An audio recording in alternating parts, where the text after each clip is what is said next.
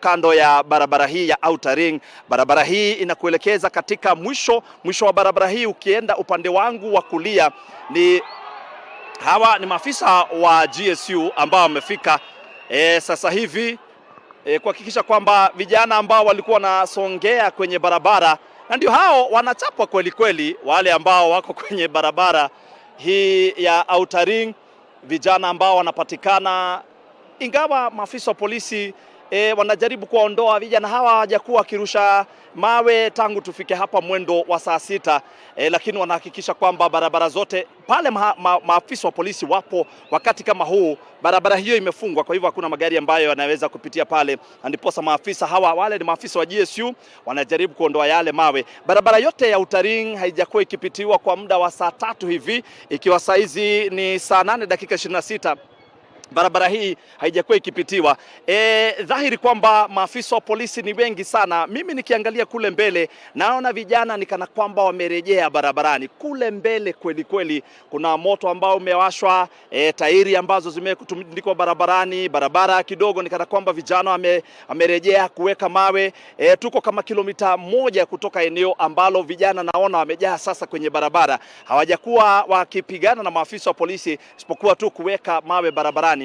Maafisa wa DCI wako hapa na wako na sare ambazo ni za nyumbani, zile tunaita za kiraia. Hawana sare zao kamili za kawaida. Kumbuka maafisa wa DCI kwa kawaida yao hawavalii nguo ambazo zitaonyesha wao ni maafisa wa polisi, na tunaamini kwamba wao ndio wamekuwa kwenye barabara hii, wamesaidia sana kufungua barabara eneo la pale ambako kuna kivukio. Wamejaribu kufungua barabara hiyo, lakini nikiangalia mbele kama kilomita 1 kuna moto ambao umewashwa, na vile vile kuna vijana ambao wamerejea barabarani. Upande wangu wa juu tukiangalia mpiga picha wangu akikuonyesha, naona maafisa wa polisi sasa wameanza kujongea. Hawa ni maafisa wa kikosi cha GSU. Kumbuka kwamba barabara hii ya Outer Ring inashikana na barabara ile ya North Airport Road ambayo inakuelekeza upande wa Mombasa Road vile vile, na inakupeleka hadi eneo la Utawala. Hapa ni mkabala tu na uwanja wa kimataifa wa JKIA. Picha ambazo ninakujia moja kwa moja ni barabara hii ya Outer Ring, lakini barabara hii inashikana na barabara kadhaa. Mwisho wa barabara hii ambako unaona mwisho wa barabara hii kwa kawaida inakuelekeza kwenye uwanja wa kimataifa wa ndege wa JKIA, na hawa ni maafisa wa GSU ambao wanarejea eneo ambalo walikuwa wametoka hapa dakika chache zilizopita, wakaondoka na kutoa mawe, lakini vijana bado wanaonekana kuyarejesha yale mawe. Nikueleza kwamba kikosi cha GSU wana shule yao ya mafunzo katika barabara hii ya Outer Ring, mwisho wake ukishikana na ile ambayo ni ya North Airport Road. Kikosi cha GSU huwa na mafunzo yake pale, kikosi cha AP huwa na mafunzo yake pale, na vile vile kuna kambi ya jeshi, na hapo ndipo ndege ambayo humbeba rais kirasmi huwa imetundikwa kwenye uwanja wa JKIA, lakini kuna kambi ya jeshi eneo hili. Kwa hivyo eneo hili limekuwa chini ya usalama mkali sana tangu tulipofika hapa mwendo wa saa 6 hivi, mwendo wa saa 5 saa 6 hivi umekuwa chini ya ulinzi mkali wa maafisa hawa wa GSU ambao wanaenda wakiwatoa wote ambao wako kwenye barabara, na vile vile kuhakikisha kwamba wanatoa mawe ambayo yametundikwa barabarani. Hali ndiyo hali ilivyo sasa. Kwa hivi sasa maafisa hawa wakipita mbele yetu wako na gari ambalo kidogo ni kuhakikisha kwamba linawalinda, na vile vile, na ukiangalia kwa karibu sana maafisa hawa hawana vitoza machozi. Wamebeba rungu zao, na vile vile wamebeba silaha kama vile bunduki, lakini kitoza machozi, afisa ambaye na kitoza machozi ni moja tu ambaye anapita sasa mbele yako.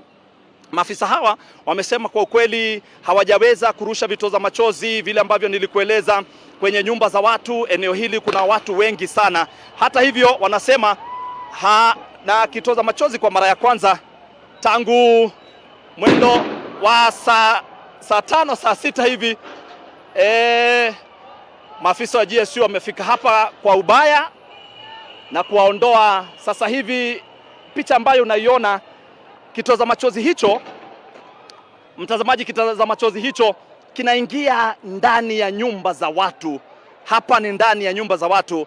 Hawa ni maafisa wa GSU ambao wanahakikisha kwamba barabara hii ambayo haijatumika kwa zaidi ya saa 3 inaondolewa. Vijana hawa kwa ukweli hawajakuwa kirusha mawe, kile tu wamefanya ni kufunga barabara ambayo maafisa hawa wa GSU wanasema hawatakubali. Na hivi ambavyo unaona maafisa wa GSU wanatoa kila mtu, hata wale ambao wako kwenye baisikeli zao, wale walikuwa kazi zao za kawaida, wanaondolewa eneo lile.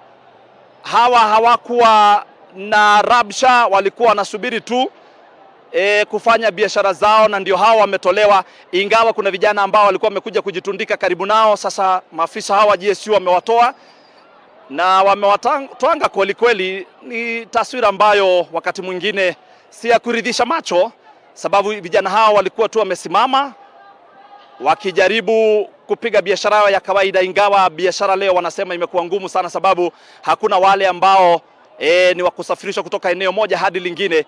Maafisa wa GSU wakihakikisha kwamba barabara yote imefunguliwa. Kitoza machozi sasa kimetufikia, upepo umetufikia. Smith, ukiniruhusu sikubaliani kuendelea kupatana na kitoza machozi. Wacha niwarudishie studio, sababu mpiga picha wangu tayari amejitundika maski yake. Mimi wacha nitundike yangu, nikurudishe kwa studio uendelee kuona picha ambazo nakuja moja kwa moja kutoka barabara hii ya Outer Ring. Smith.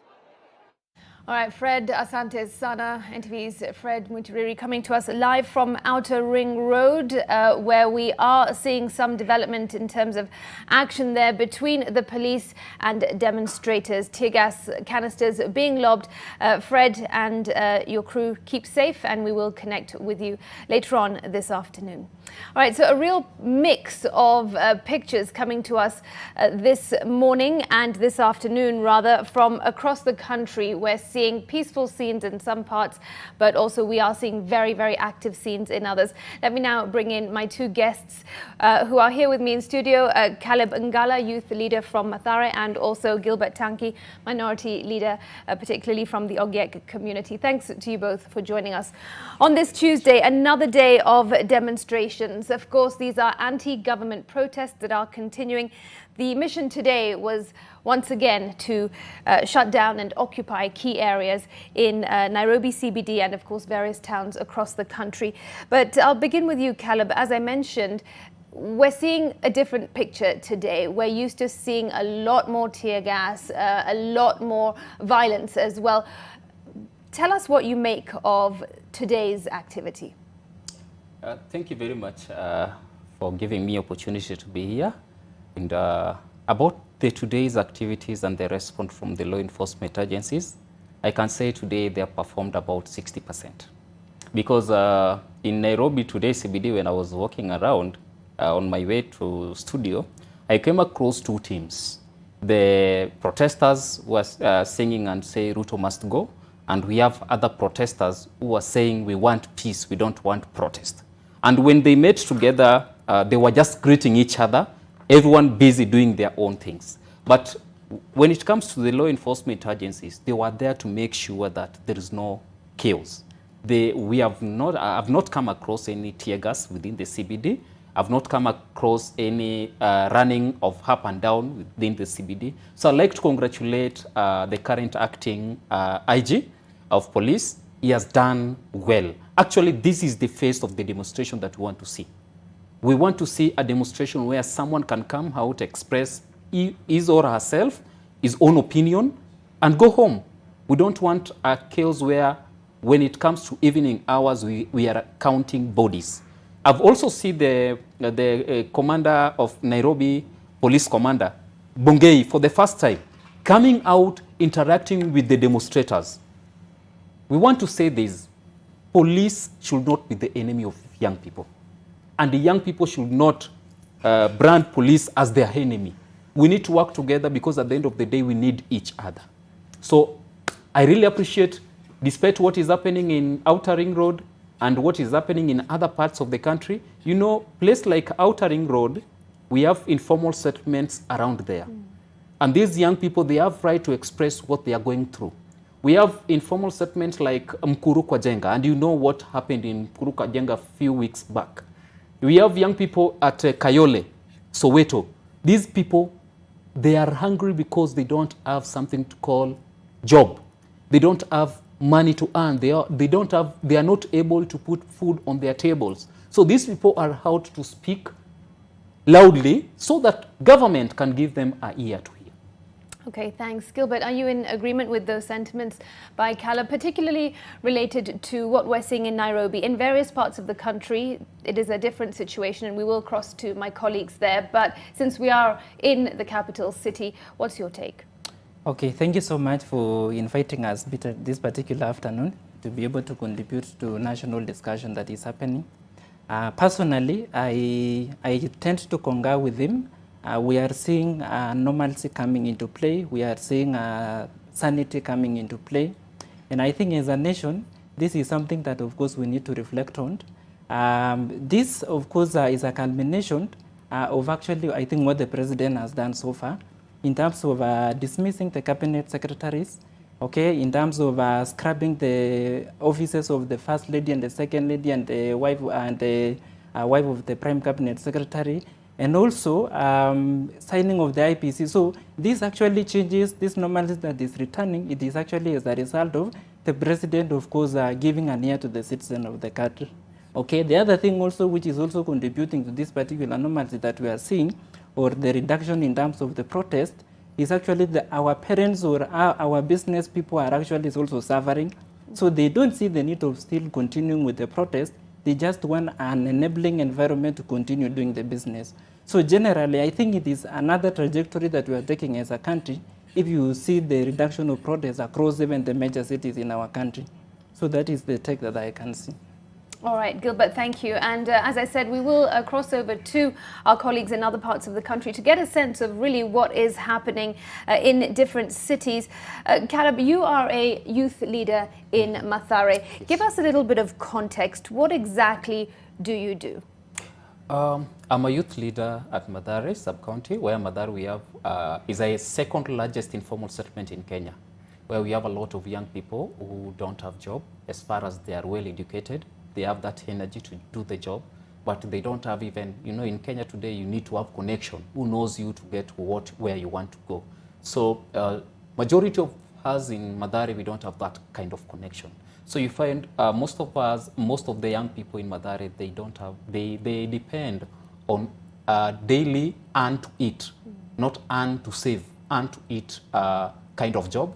And when this thing came up, it started with the finance bill.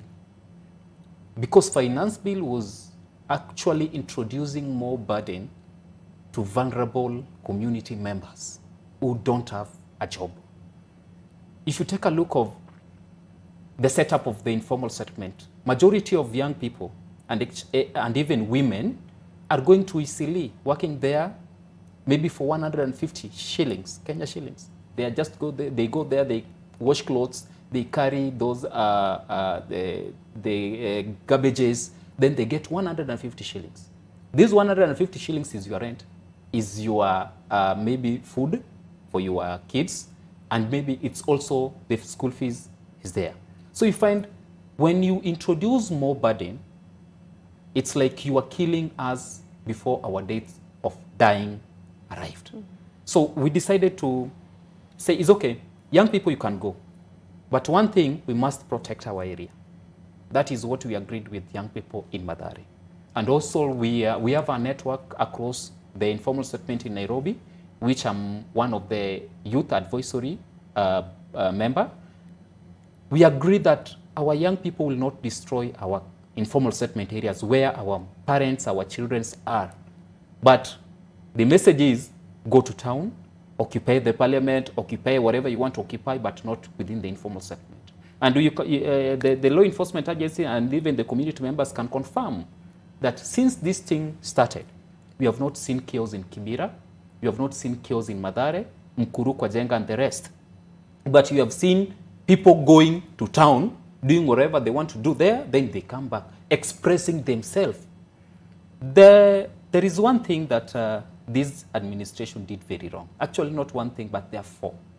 There are four that makes me even today, and even my community member, go out and say, maybe Ruto must go. And the only thing that will make us change our tune from Ruto must go now, Ruto should work, is one, Linda Mama. Linda Mama was one of the best I know it was, maybe someone might tell me it was a political statement and project under the office of the former First Lady, Margaret Kenyatta, but Linda Mama saved a lot of people, especially in the informal settlement. Women were dying when giving birth because they were not able to pay even that 1,000 bob to get labor services at different hospitals. So when Linda Mama came, women registered in their big number. Because one, it was like an insurance covering women from their once wakishapata member in that whole process until they give birth. Right. For free, you don't need to pay. Today, our women are paying to go and give birth. Okay, Caleb, I'll just cut you off there because we'll come into some of those challenges in just a moment. But I want to bring in Gilbert. Gilbert, you are a minority youth leader. Summarize to us what your role is. What do you do?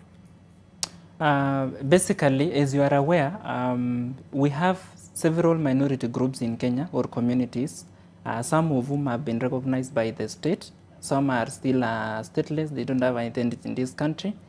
And as professionals from the Minorities Caucus, we've come up together to basically advocate for our rights, make sure that the government is aware of our existence.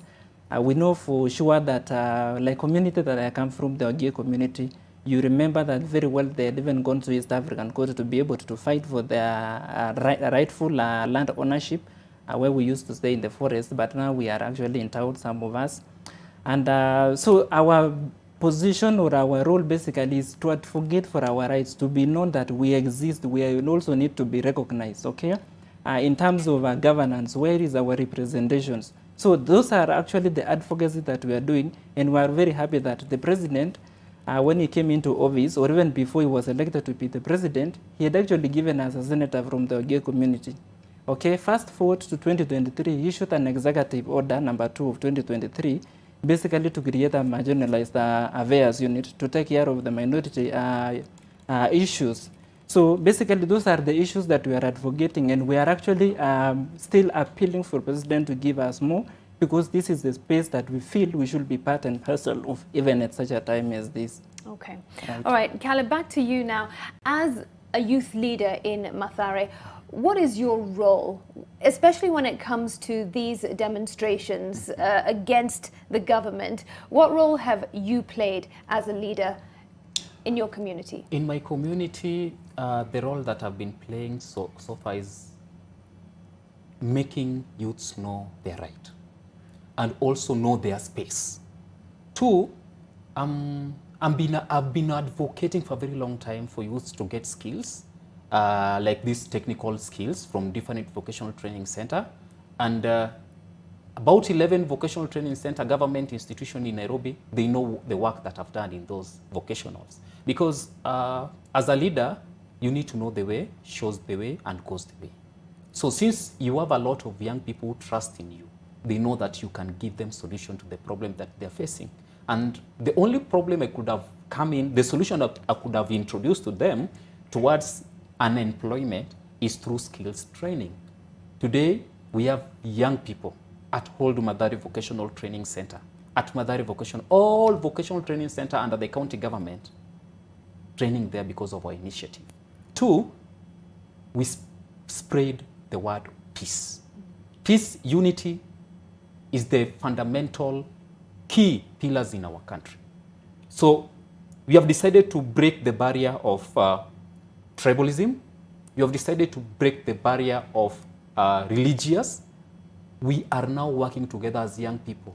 That's why for the first time, all our informal settlement, there is peace. Because we know where to reach those young people who are being used to bring chaos. Yeah. We have reached them out. We have talked to them. One thing, our slogan today is protect your territory. Protect your area. Police will not come in your area and lobby tear gas when there is no chaos. Right. There is peace, and through our initiative. Okay, and with regard to these demonstrations, what has your message been to the people of Mathare? Because you just mentioned that one of your jobs is to inform people of their rights, yet you're also encouraging peace. So describe to us how you were involved in these demonstrations. I'm involved in this demonstration because, one, I've been given that right with the Constitution to express myself, right, to give out my opinion, freedom of expression. And I've also told my community members, as far as I'm a leader, I should not dictate to you what you want to do, but I should help you know what you want to do to be done on the right way, accordance with the laws of our land. So that's the message I've been spreading out there. And actually, even our people, when they are demonstrating out there, we have never come across any one of a young boy from Mathare, for example, being shot. Because they go there, they demonstrate, they come back. And in our area, we have decided to come up with a group to identify how many are out there for demonstration. So in the evening hours, I used to make hundreds of calls, knowing if every young person is safe. Because we have 6 wards in Mathare. The same is being happening with our coordinators in all other areas. We don't want to be in the political wing. We don't want to be in the non-governmental wing, but we want to be a community-driven wing where we express our issues at the best way and we go back home, sleep. Today, are there people from Mathare that you're aware of who are out on the streets demonstrating? Yes, I'm aware we have young people who are out there expressing their issues with their placards, flag and water. Okay. They are out there demonstrating, expressing their issues, and I believe when I go back home today, they will be safe. God willing. All right. Gilbert, now from the minority communities, you mentioned that one of the things that's key is advocating for rights, ensuring that your communities are known and that your issues are addressed. What are some of the key challenges that you believe the minority communities are facing currently in Kenya? Okay, thank you so much for that question. There's many challenges that our communities or minorities are facing in Kenya. First is actually on representation. Okay, we know very well that there are some articles in our constitutions which have not actually been put into actions. Like for example, we have Article 100 on actually governance and promotion. We haven't seen that coming into play. So that is the challenge that we face as a minority. And of course, we feel like we've not been able, of course, to get into that particular place. Number 2 is actually the recognition. We have so many minority groups in Kenya, right from the Nubians, we have the Ogiek, we have the El Chamus, we have the Shelis, we have the Wata from Coast. So such kind of communities, they have not also been recognized in our constitution. Okay. The other issue that we face as a minorities is the coding. Okay. We have the major communities in Kenya have actually been given a codes by the Public Service Commission, so that when it comes to employment, how can we be identified? We don't want to find ourselves in a circumstance whereby the Ogiek are actually placed under the Kalenjin community. Okay, we just want our uniqueness to be seen and of course to be recognized, so that at least we also feel part and parcel of our country. Okay. The other challenge that we also face as our minorities is actually the economic empowerment. Okay, some of our land, of course, have been taken away by government and have been actually gazetted as forest land. Okay, like the case of Mau.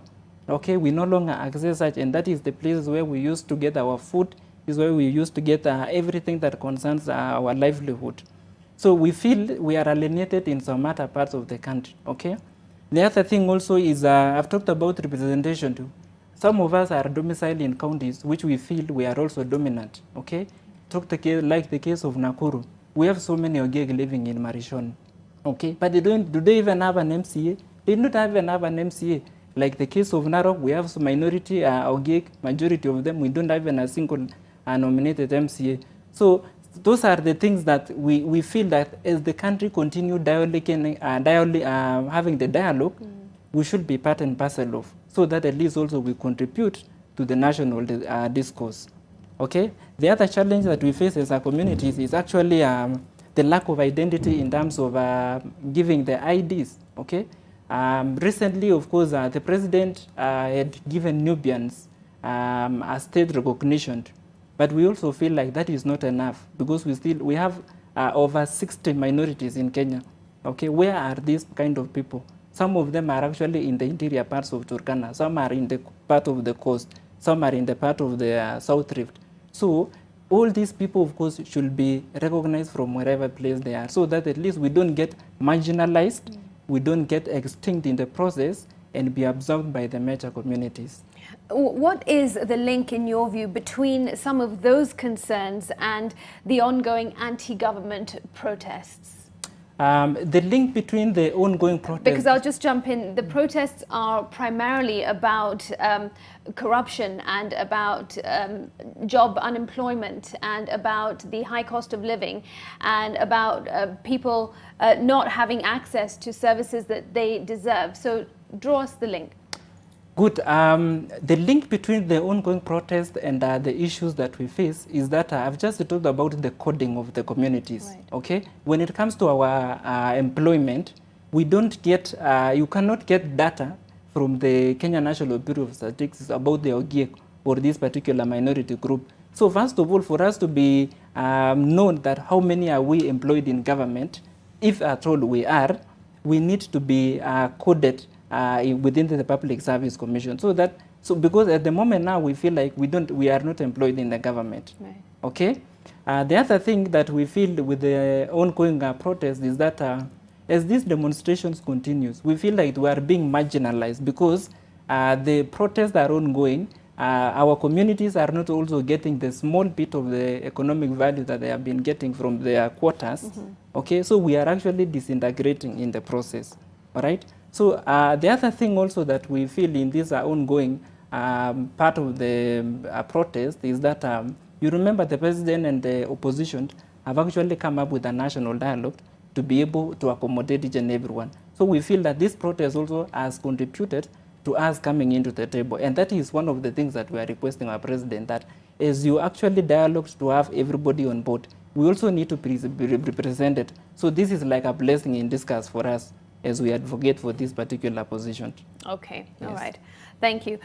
Caleb, now you had said that over the last few weeks, a lot of youth had ventured out of Mathare and onto the streets to demonstrate and express their views and feelings with regard to the current political situation. On a more personal level, when you have the opportunity to speak to some of these people that have gone out, and yourself included, what is the message that they're coming back with? What are their sentiments? The message that we, because I'm saying we because I've been part of this demonstration, part and parcel of it because of some reasons that will give me time to explain later. The message that we are coming back with is at least government is starting hearing our grievances. That's the best message. As far as it's still a process, but at least President can call a press conference and starting addressing the issues that are being addressed one after the other. As far as it's not meeting our expectation, but the journey has started. And this journey might not be a one-day event. It's a process. Bringing back and constituting the IEBC is not a one-day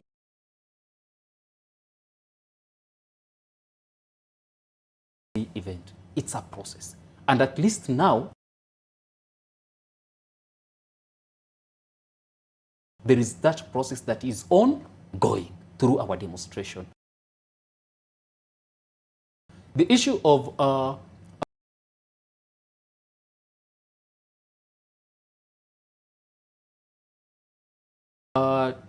taking all the CS back, taking them home for the first time, they were all packaged except Mdavadi, who is a minister without portfolio, I can say that, until the time he was given the Ministry of Foreign Affairs, but previously he was a minister without portfolio. So he was the only head boy left in that cabinet, and he became the superior minister. I don't care, that's his own position. But the ministers who we young people were bitter with, they were taken home. If you take a look of the minister for roads, I will not mention name, but the minister for road was coming out telling us, you know, this watch is about 15 million. Right. You are telling me a watch is 15 million?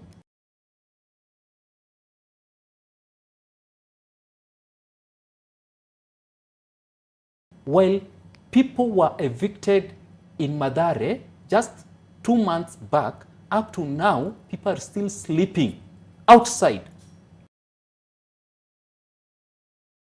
If you go to Upendo Hospital, you will find 100 of people sleeping there. No food, no whatever. People are still struggling because of forceful eviction that was done in Mathare. If you go to the same hospital ward, you will find people still sleeping even today, women and children and elderly sleeping outside because they don't have a place where to call home. The place where they were calling home was demolished without a proper structure. So if we have a lot of pain as young people, not only young people, but even the entire country, we have a lot of pain. And at least the government started that process of bringing us to healing process. But we were bitter when we saw the reappointment of some of them. Of the cabinet secretaries. Of cabinet secretaries. Someone like, it's okay, our conversation as young people, we must have issues, and also we must have solution to those issues. We were thinking someone like Minister of Interior, the current Minister of Interior, by the name Kindiki. Kindiki could have served better at Attorney General's office, not back to the Interior. Imagine, today, Kindiki is not the Minister of Interior, but at least there is success stories about the demonstration. But when Kindiki was a Minister of Interior, at this particular time, could have been counting bodies. How many have been shot? How many are dead? How many have been taken to hospitals? How many, you know, such kind of story. So Kindiki should be taken president. If you can hear us, this is the voice of marginalized people in this country. Kindiki should be taken back to maybe Attorney General or apatiwe kazi ingine hata akuwe ambassador huko. But we need to get new faces of people who are ready to work for this country. All right, you spoke earlier about some of your grievances and getting the time to share them. Well, now is the time. What do the people of Mathare want out of these demonstrations? The people of Mathare, the people of Kibera, the people of Mkuru, the women of Mathare, Mkuru, Kibera, and all informal settlements across the country, women are crying for Linda Mama. Okay, why exactly? Linda Mama was a project that was introduced with the previous administration. And this project was targeting women, pregnant women. And the purpose of that project was to reduce the death rate of child to mother at the birth time. Today, at that time, when that project was active, it was free, without even a single cent, as far as you are registered with Linda Mama.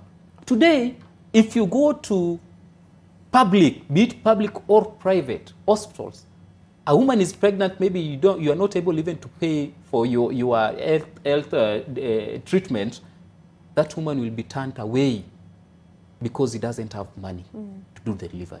And we are now seeing, I'm telling you what I know, and I have that evidence. We are now seeing death, premature deaths in our informal settlement areas where people are not able to earn.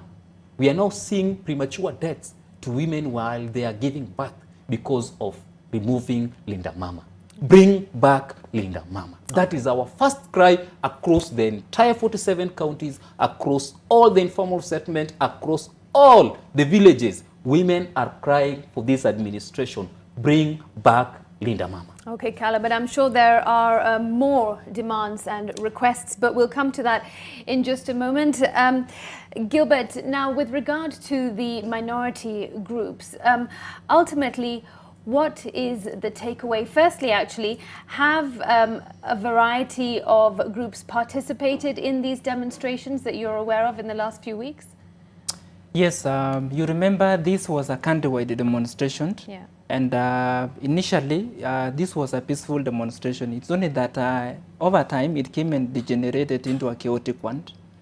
So being a national demonstration, actually almost everybody across the board participated in this particular demonstration. So part of our groups, of course, participated from various regions of our country. And that is, of course, something that the president had, okay, like 1 or 2 weeks ago. And that is why, of course, such kind of reforms actually had to be put in place. So this is something that, of course, no one was left behind. And that is why now we are having this particular national conversation on the same. Okay, so there is no one who was left behind, all right? Mm-hmm. Yes. And we feel that, of course, this is something that has given a different trajectory of our politics in our country. And of course, now the economic trajectory also that we are yet to see.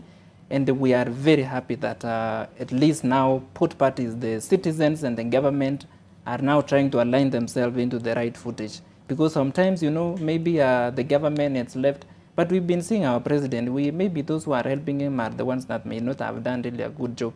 But now, at least we are seeing everybody is getting into the right footage. Okay. Yeah. All right. Let me just bring you up to speed with what's happening on your screens. It is 3 o'clock and you're watching NTV. We're coming to you live from the Nation Center. We're covering the countrywide demonstrations. With me in studio, Caleb Ngala and also Gilbert Tanki. Our conversation continues, but what you can see on your screen at the moment are live pictures from the Central Business District. That in fact is Kimathi Street, right outside the Nation Centre. And while we have been having this conversation in studio, we have actually heard a few tear gas canisters being lobbed. We heard some of those blasts, but we're yet to get a sense of what exactly is happening on the ground. I believe my colleague Ibrahim Karanja is going to join us shortly with an update, and yeah, we can see something there on the ground. He will no doubt inform us as to what is happening. But some of the pictures on your screens were also just outside of the Stanley Hotel, and there you can see a sign, "Stop Killing Women." It has largely been peaceful thus far in the Central Business District this morning and this afternoon, which is really a stark contrast from what we've been seeing during the previous weeks. Whilst working here in the Nation Centre, we've often been hearing tear gas canisters being lobbed. We've been inhaling a lot of tear gas as well, but today it is a different picture. All right, I believe we're now crossing over to Judith Cherono. She is in Kisumu, I believe. Let's get a sense of what's happening there, and then we will come back to what's happening in the Central Business District. All right, Judith joins us. Judith, good afternoon. What is happening where you are in the county of Kisumu? A very good afternoon to you, Simreti. I'm standing on Nairobi-Kisumu Highway, and as we had given you an update in the morning, there was no of a protest, but after that, shortly after we gave that update, there was a small group of youth that were beginning to build up, but then they were dispersed by the police. And now, as you can see, a few businesses are beginning to resume on my left side, as Doreen can show you. At least I've seen M-Pesa shops open, the bookstores, and those who are selling shoes.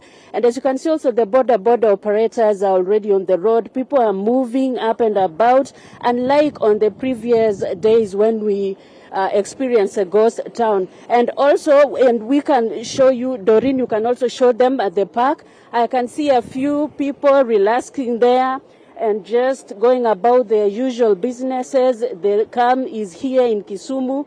Not much to report. And now back to you, Simriti, in the studio. All right, Judith Cherono coming to us live from Kisumu. Thanks very much for that update. Yes, I've got confirmation. Just an update, some small updates actually coming through on my phone. Police officers throw a tear gas canister at Nation Centre reception area. That's what I'm seeing from one of my colleagues. Perhaps we'll get more information on that from Ibrahim Karanja, who's on the ground. Activist Julius Kamau had been addressing people gathered along Kimathi Street here in Nairobi during these protests. We've also got information about 2 protesters nursing injuries after they were shot with rubber bullets in Kisumu as police engaged protesters who had blocked the Nairobi-Kisumu highway at Ahero Township. Tension along Haile Selassie roundabout and the lower end of Moi Avenue as GSU officers lobbed tear gas canisters to disperse protesters. Those are probably the tear gas canisters that I was referring to that we could actually hear from outside, although we are in studio at the moment, and I'm just keeping an eye on our screens. As you can see there, GSU officers within the narrow streets here in town. In Kisii at around 2:15 this afternoon, there was chaos at the Kisii town bus stage. Again, as police lobbed tear gas to protesters who wanted to burn community policing officers. And at 2:30, GSU officers were extinguishing a fire along the road, along Haile Selassie Road. And Uhuru Highway was witnessing some demonstrations with very little or no traffic earlier on. That was at around 2 p.m. So various updates from across the country. Earlier this afternoon, we did speak to my colleague Fred Mutiriri, who is at Outer Ring Road, and just now Judith Cherono in Kisumu. We're waiting to connect with Ibrahim Karanja, who is in the Central Business District. At the moment, though, you can see the pictures on your screens. It looks rather calm, a lot less busy and a lot less hectic than normal. But let's just keep a close eye on what is happening. Okay, let's return to our conversation now in studio with my 2 guests, Caleb, a youth leader from Mathare, and also Gilbert Tanki, minority leader, both expressing their insights and also concerns about these demonstrations and really what Kenyans from their walks of life are looking for. Caleb, let's go back to the point. You had mentioned that the people from Mathare in particular and those environs are really demanding for Linda Mama to be returned. What else do they want to see from this particular government? The other thing that we want to see, not only people of Mathare, but majority of Kenyans want to see, is order in the Ministry of Education. If you play with education, it's like you're playing with our life, our future generation's life. And we must protect the future generation of our children who are still in school.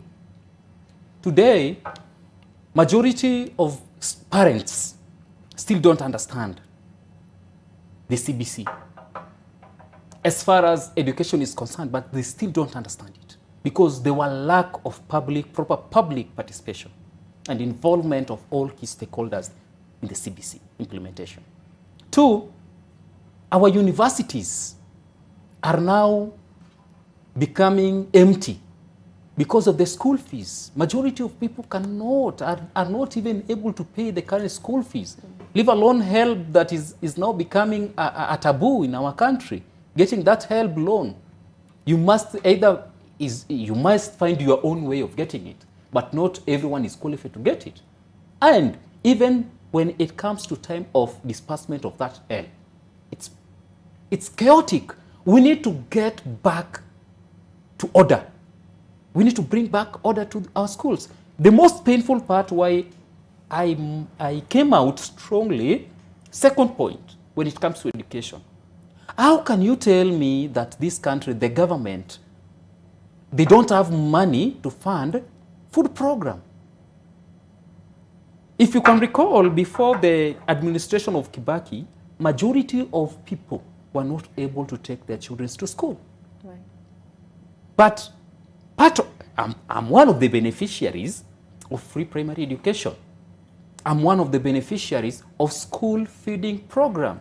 I managed to go to school, and I'm here today because of my academic be admitted. Admitting a child to a public secondary school is like looking for a ticket to go to heaven. If you don't have money, you'll stick back with your child in your house. No one wants to care about the future generation of this country.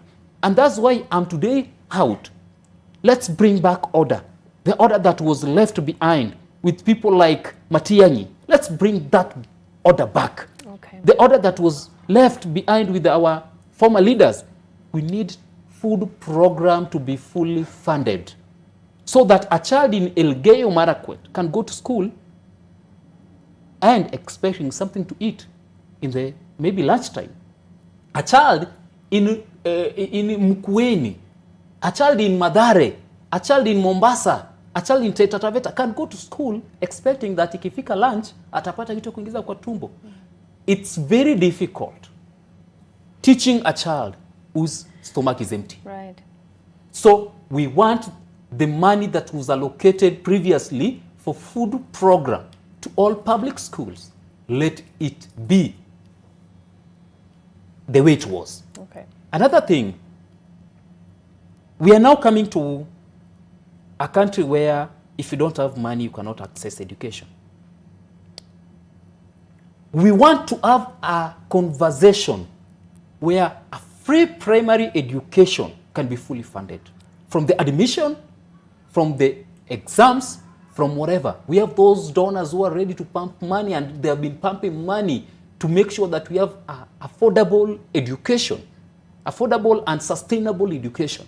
Two, we want to have a country where sio mtoto wa Mathare akifika class 8 ni mwisho masomo. Sio mtoto wa huko Taita Taveta ama huko Turkana akifika class 8 ni mwisho masomo. We want a revolving education system. Akitoka, once you are done with class 8, you are qualified to go to secondary school. So our secondary school should be free. That is our discussion now. Okay. We want a free education, a free secondary school education, a free primary school education, a free ECD school education. All right. Some of the outcomes that you hope may come through from these demonstrations and these demands to the government. Gilbert, I will come to you in just a moment. But first, at this point, we need to cross over live to Parliament as the House is currently discussing cabinet nominees. Remember that President William Ruto in the last few weeks dismissed his entire cabinet, and then he in fact reinstated some of them and also put forward some fresh names as cabinet nominees. So let's take you live now to Parliament to listen in to that conversation. Expect that we are going, or His Excellency the President is going to appoint angels into cabinet. So in as much as Honorable Junet is here threatening those nominees, even him, Honorable Junet, he who comes to equity must come with clean hands. And therefore, he must not stand here and threaten the careers of other Kenyans as if he's a very clean man. Even him, we know him also, Mr. Speaker. Order. There is no motion against him here. Yes, Sunguli. Mr. Speaker, I want to thank you for the message that you have delivered, and I want to say that I'm sure that this time the list is very correct. And on behalf of the people of Narok, I want in advance to congratulate Honorable Soipan Tuya for coming back to a very important ministry. Order, Sunguli. Order. Soipan is not a minister yet. She's only proposed. Kiborek. Order. Order. Let's hear Honorable Kiborek. Thank you, Mr. Speaker. I want to Mr. Speaker, will it be in order for the House to revet those CSs who have been vetted by the same House previously? My second point, Mr. Speaker, is there is many rumors going around that there's a broad-based government, Mr. Speaker. Is there a possibility that Mbaya doesn't want to sit because maybe it will be something in the next coming days, Mr. Speaker? Maybe the arrogance has started getting to his head, Mr. Speaker. Mr. Speaker, or maybe the humility, because I know Mbaya is a very humble guy. Maybe, I don't know, or maybe Junet is an interested party, Mr. Speaker. Yes, Kibarak. Mr. Speaker, I was asking, is it in order to revet those CSs who have been vetted before, Mr. Speaker? Lastly, Mr. Speaker, in the same House and the same Parliament to revet the CSs for the second time. And thank you, Mr. Speaker.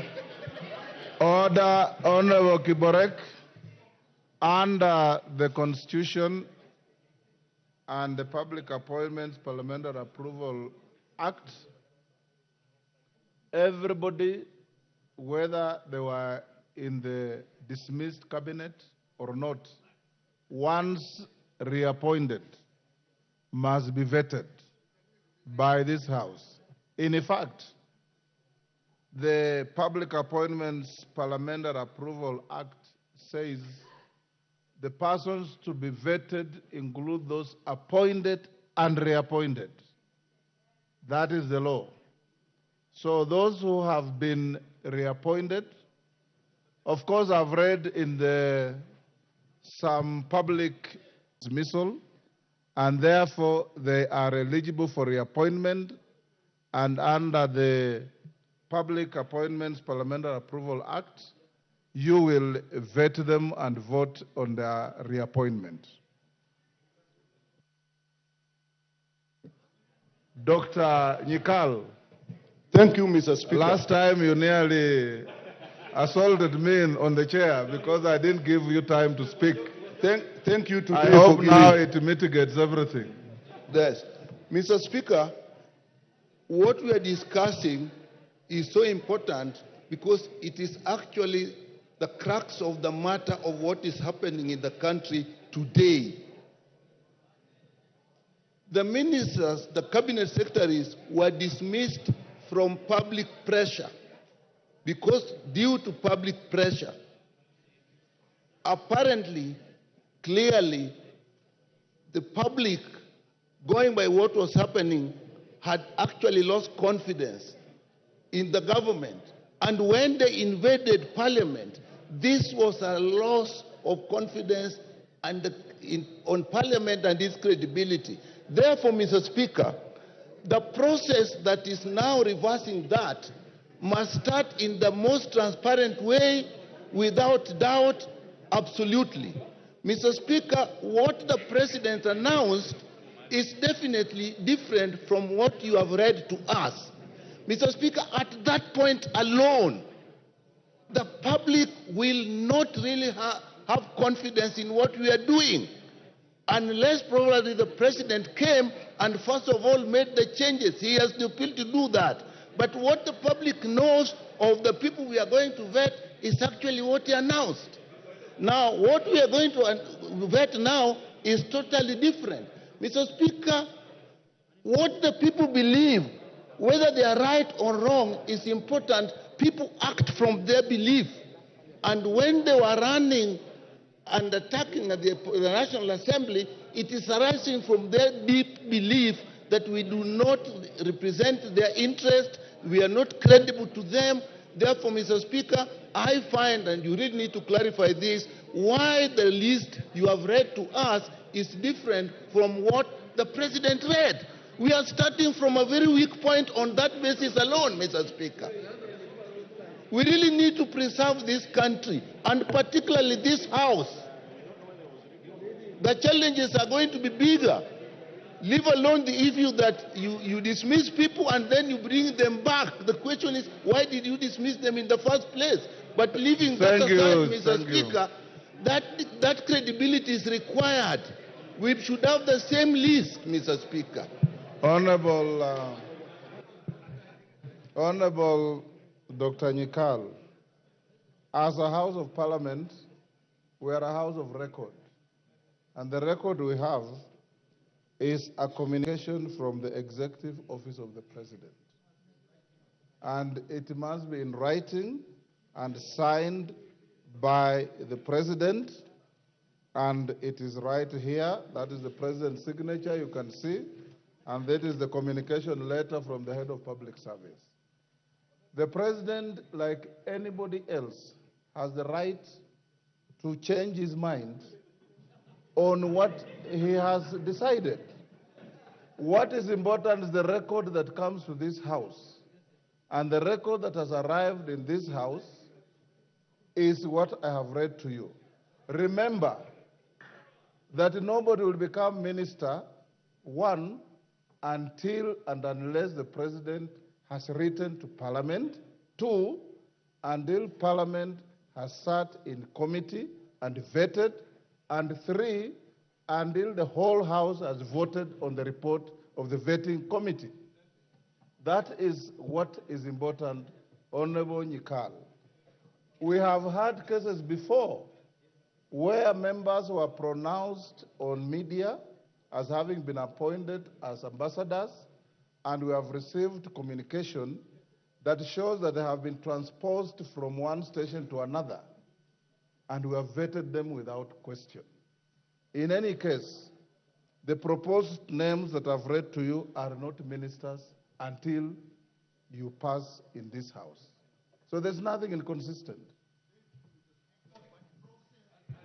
Yes, Kaluma? I thank you, Honorable Speaker. Honorable Speaker, I'm not fortunate to in the committee on appointments.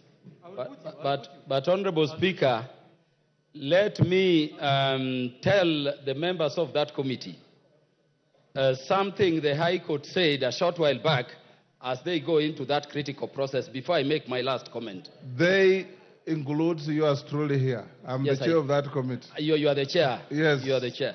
And I'm your loyal assistant, Honorable Speaker.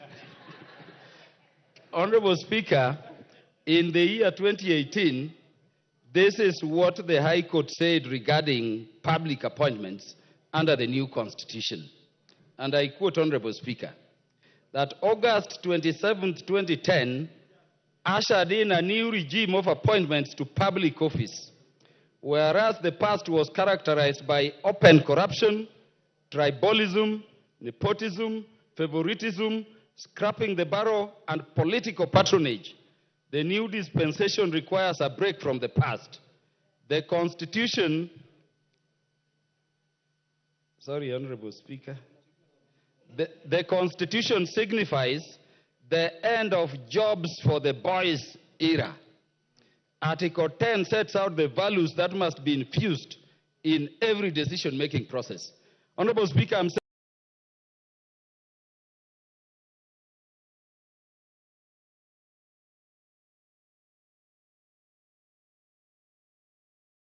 saying this is a critical reminder to us because we are at a point in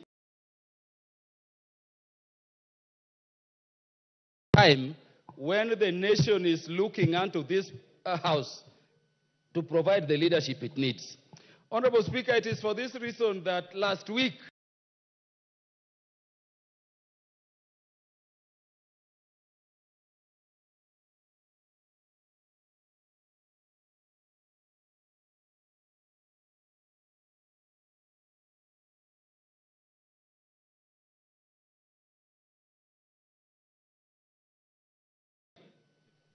even as the ODM party, independent parties of Azimio also, we sat and said that the government of Kenya belongs to all of us. And Honorable Speaker, we met as ODM and we resolved it. I'm saying this because I don't want some confusion I've seen circulating. Somebody writing saying, if members of the ODM party are appointed to government, they are going on their own. We met and resolved so. And Honorable Speaker, Don't say no. When the ODM party speaks, even Azimio has spoken. Honorable Speaker, there is a tendency coming up in this country. Honorable Speaker. Honorable Speaker. Go on. Honorable Speaker, let me explain to these people the law. Let me explain to these people the law. I will speak. Order. Honorable Speaker.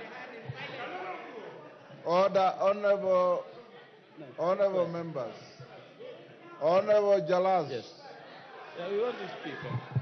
This is not a baraza in Langata.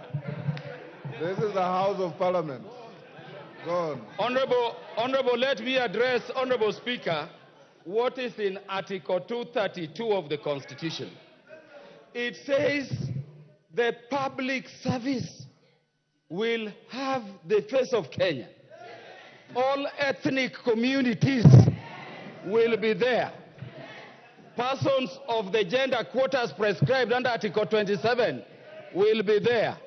Honorable Speaker, as a person from an ethnic community, I will not agree to a position where people say everybody is in the government of Kenya except Luos. Yet Luos also pay taxes. Honorable Speaker, I therefore want to congratulate the President for the appointment, but request the President that within the week, as soon as tomorrow, we want to see those other appointments Baba was to forward to him. And we want all of them approved. And Honorable Speaker, if that can happen, then we are going to push this thing very fast. We cannot leave anybody out. And Honorable Speaker, let me send a warning. We want to tell people sending conflicting positions from the ODM to remember that they are on an interim position in those positions. We can remove them if we resolve a position and then they contradict it. This one has to happen for the good of the nation, and we are telling the government we are ready to serve to secure that Kenya moves properly. Thank you, Honorable Speaker. Order, honorable members. Order. Next order. Next order.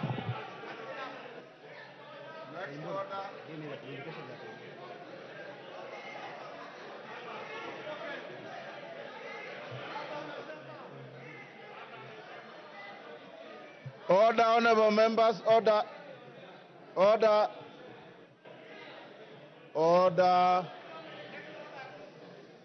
That order of messages is over.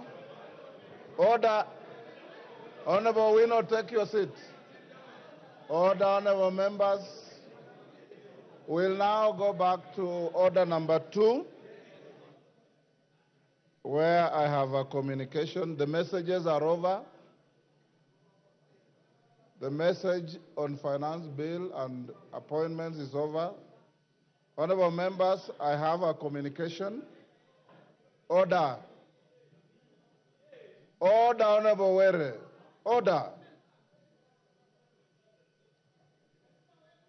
This is a communication on allegations of bribery of members in the discharge of parliamentary duties. Order. I don't want any assistance. Just do the listening, let me do the talking.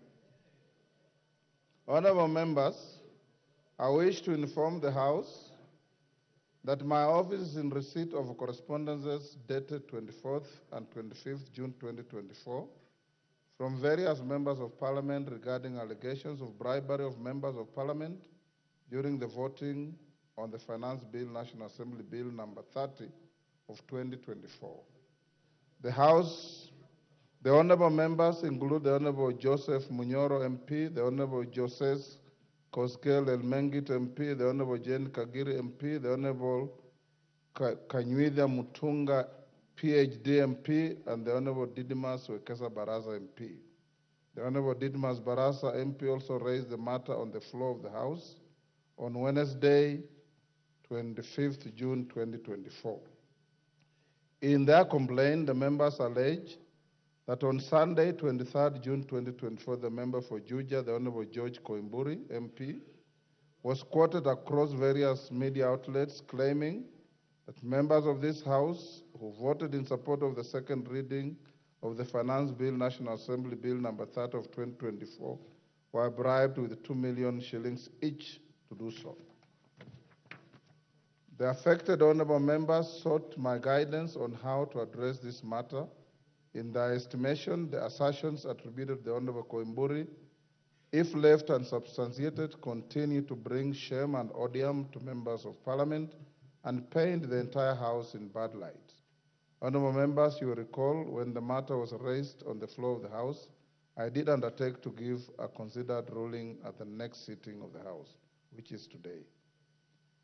In a related development, I wish to inform the House that I have also received a letter dated 22nd July 2024 from the Honorable Koimburi, titled Apology Letter.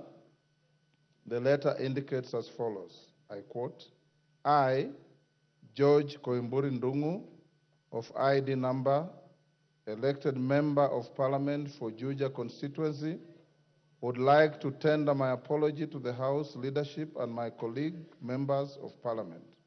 I understand we are living on a very dynamic and sensitive times, and my utterances in the past may have caused some problems in the country. I'm remorseful and humbly seeking for forgiveness. As an ambassador of peace, I pray that peace do prevail in our country. God bless Kenya. Order. Today, honorable members, at the rise of the House Business Committee at 1:45 p.m., I did call the Honorable Koimburi to ascertain his authorship of the letter.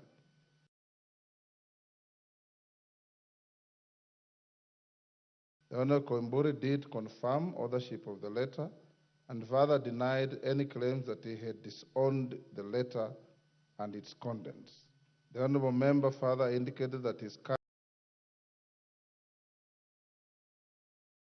currently away in Mombasa and unavailable to attend the sitting of the House until Tuesday, 30th July 2024.